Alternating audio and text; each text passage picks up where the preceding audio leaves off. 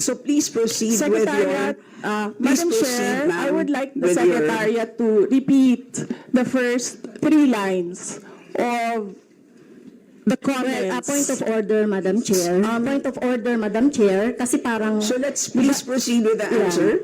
Point of order, Madam Madam Chair, kasi parang siya yung nagpe-preside eh. Yes, Ay, ganun talaga ang buhay, ma'am. Kasi inuutos. And I will leave it to the House to decide on the budget submitted. So, magsasayang tayo ng oras dito, paulit-ulit yung sagot. That is acceptable to us. Unless I hear any objection, that is acceptable to us. Okay. Because it is, I believe, karapatan din po ng bawat Pilipino na marinig po nila ang katanungan po ng 17 po na nakalista sa ngayon. Palagay ko, kung meron pong dadating dito, baka dumagdag po. Pero marami pong issues na hinaharap po tayo ngayon. Kayo po mismo, nakikinig po kami sa inyong speech po kanina, kahit na hindi po siya related po sa ating budget. Marami pong na-spark na mga tanong, kaya palagay ko, kaya nga sinabi ko kanina, ilimit natin ang mga tanong tungkol sa budget.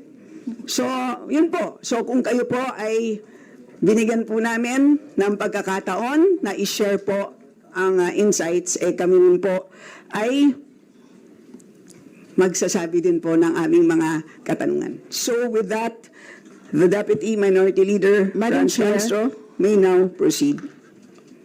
With all due respect, I will not Madam Chair. repeat my question every time, my answer every time there is a question. May I seek permission that every time there is a question, that is my answer. Madam Chair, I will call you and you can do as you please, Madam Chair. But I will recognize you. Okay. And then, Madam Chair, may I be given the opportunity to explain why I will not and I will forgo the opportunity to defend the budget in a question and answer in the committee and leave it to the House of Representatives to decide on the budget submitted. Madam Chair, Madam point of Chair. order.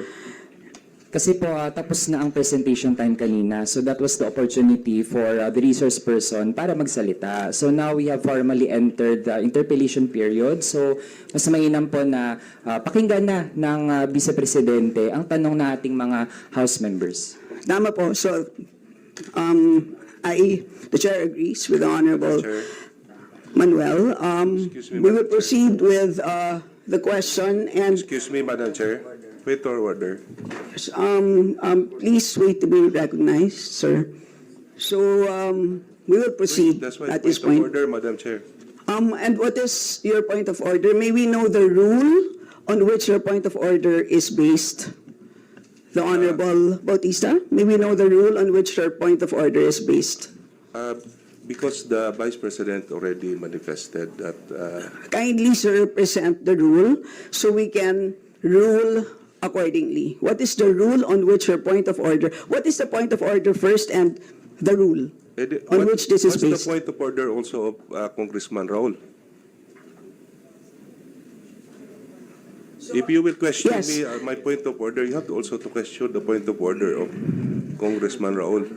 So we will make the Honorable Manuel repeat his point of order and the rule, because this is clear based on the rules that we approved during our first hearing relating to the budget. So please repeat that. Madam Chair, ang point of order natin ay bata yun sa paano ang rules of procedure natin sa Committee on Appropriations na after mag-present ng ating mga resource persons, they are given time, kung may slide sila, may video sila, may speech sila, nasa kanila po yun. And after that, ay magpo-proceed sa questions ng ating mga mambabatas. So yun po yung established rules natin sa Committee on Appropriations na supposedly ay alam din ng lahat ng mga members natin. So kung iniiba natin yung format, yan ay pagbabali dun sa established rules ng committee, Madam Chair. Yes, and Madam Chair. so excuse me, Madam Vice Yes, President, there's a point of order that was raised, so we have to first rule on that. So there's a procedure that we have to follow. Yes. Madam, May I just say that this is not part of the presentation? This is an explanation of my answer. no, but there is a Diba? point of order which we will have to first decide upon. Pasensya na po. So, are you objecting to the ruling of the chair, the Honorable Bautista? So we have taken note of the point of order, which we have accepted, and at this point, the chair rules that we shall proceed. So the Honorable Franz Castro may now proceed with her interpellation. You have the floor, ma'am. Madam Chair, siguro first observation, no, yung on the budget for the 2024, yung Vice President na nagsabi, Madam Chair, na slow and low utilization. So nakita naman natin doon sa presentation. So yung utilization ay napakababa. Pero syempre comment ko lang, no, mas mabilis siya sa confidential funds. 100% in 11 days. Madam Chair, So, Madam Chair, so according to the utilization of the confidential and intelligence funds submitted by the COA to us, no, so we have here surveillance and monitoring.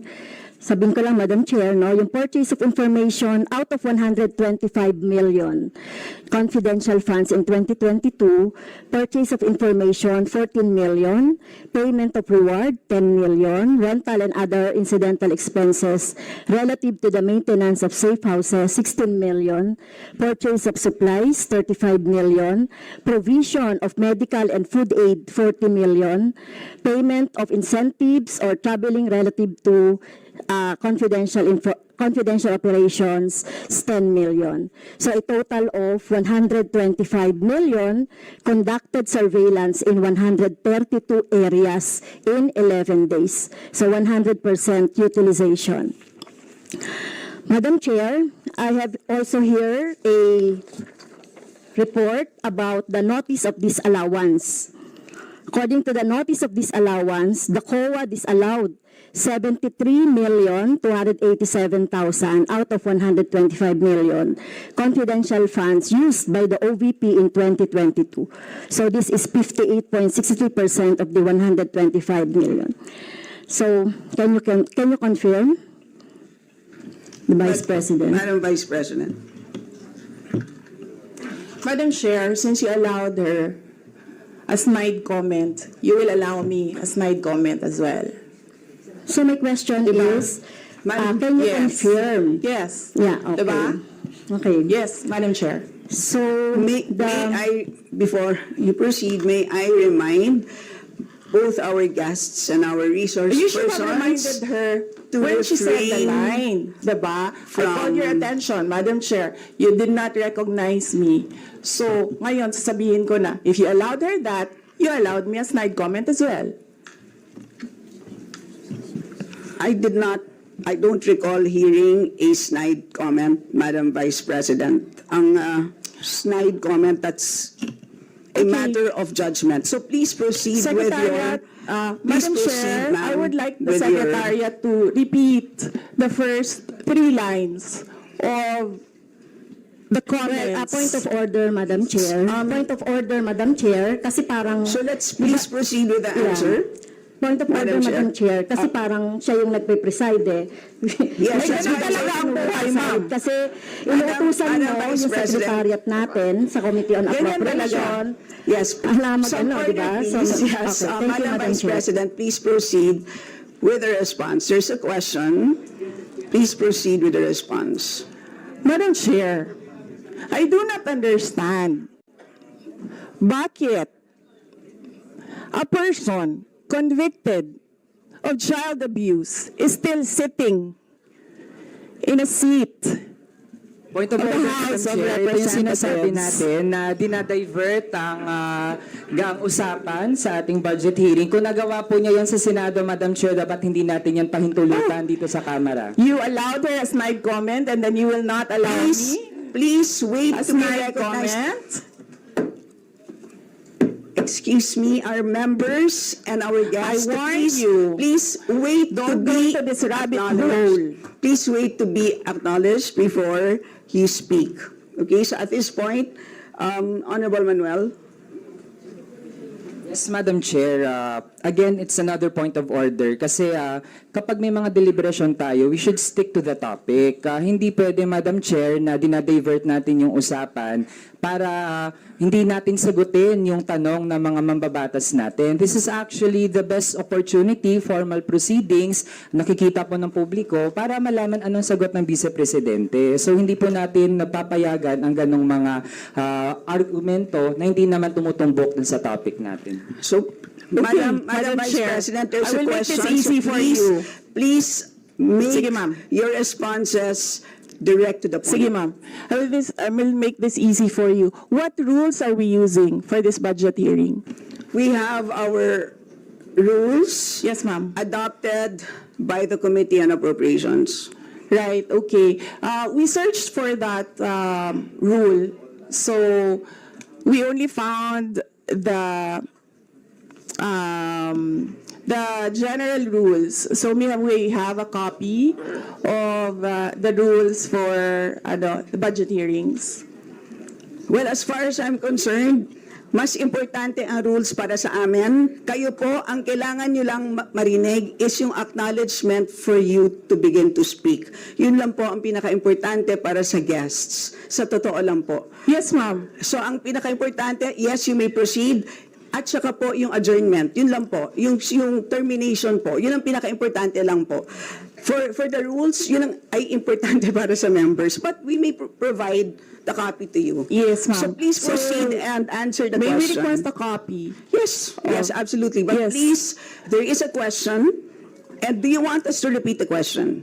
And we will not penalize you all the time. I don't You can repeat the facts from the notice of disallowance. I don't need a the repeat of Honorable the question. Yes, Honorable Franz Castro, you may repeat your question on the notice of disallowance, I believe. Yeah, tama, Madam Chair. So according to COA, the notice of disallowance is amounted to 73,287,000 out of 125. At ito po, Madam Chair, yung mga breakdown ng mga disallowed na mga na mga purchases. So reward payment of 10 million, payment of rewards, various goods, 34.857 million, payment of rewards, medicines, 24.93 million, tables, chairs, desks, computer and printers, 3.5 million. So, ang question, Madam Chair, so yung letter A, B, and C, so nakita naman natin nandoon yung sa joint circular. How about yung ito, no? How about yung mga tables, chairs, desktop, computer, na umabot po ito sa 3.5 million. So, pwede bang maipaliwanag kung bakit ito pinurchase, Madam Chair? Madam Vice President. Madam Chair, I still request for the rules of the budget hearings. Okay, Vice President. gusto mo sagutin ko, ma'am. Yes, Madam. This is a hearing of the budget of 2025. Nasaan dito ang confidential funds? Yung tanong niya, Madam confidential Chair. funds. Nasaan dito? Honorable Madam Chair, Franz, you may ito proceed. yung continuing, continuing questions pa natin noong 2024, during the last budgets, hindi na ipaliwanag itong 125 million na alam naman natin na wala ito sa budget ng 2022. So, ito, Madam Chair, sa rule naman natin, lahat dito tinatanong no? So, according to the budget, whether it is in the past, kasi nakikita natin yung utilization noong mga budget, kahit na yung past years, ay pwede nating busisiin dito, Madam Chair. Tama ba ako, Madam Chair? I will agree with you, the Honorable Franz Castro. You may proceed, Yes, Madam ma'am. Vice Yun President. yung sagot ko, ma'am. Nasaan ang topic natin dito at ang pinasubmit ninyo sa amin is the budget proposal of 2025. Where in the budget proposal of 2025 is the item confidential funds. Sa in aid of legislation nga ninyo, nakalagay nga doon sa rules ninyo, diba? The discussion should be germane to the topic. The topic is a 2025 budget proposal. Now tell me, Madam Where Vice is President, the Honorable Franz confidential Castro has already provided a sufficient explanation for why she asked the question. So please proceed with your answer. Madam Chair, It's a very why are simple we discussing question. the budget of 2023 and 2024?